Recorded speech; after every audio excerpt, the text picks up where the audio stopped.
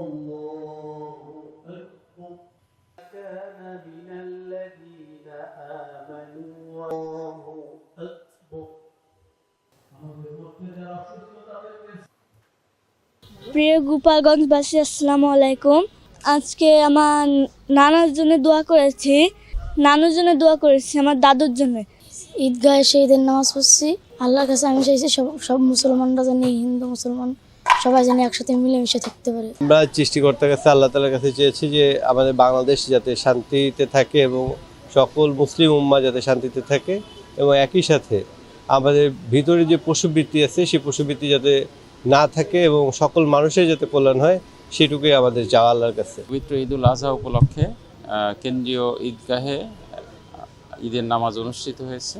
গোপালগঞ্জবাসী প্রতি আমার উদাত্ত আহ্বান যে ঈদের ত্যাগের মহিমায় আমরা উজ্জীবিত হয়ে আমরা একে অপরের প্রতি আন্তরিকতা, ভালোবাসা এবং হযরত ইব্রাহিম আলাইহিস সালাম এবং ইসমাঈল আলাইহিস সালাম যে কোরবানির এবং আত্মোৎসর্গের নিজেদের যে দৃষ্টান্ত স্থাপন করেছে, সেই দৃষ্টান্ত যেন আমরা সকলে এক একজন আদর্শ মানুষ হিসেবে যে স্থাপন করতে পারি, একটি বৈষম্যহীন বাংলাদেশ তৈরি করার ক্ষেত্রে যেন অবদান রাখতে পারি, এই আশাবাদ ব্যক্ত করছি।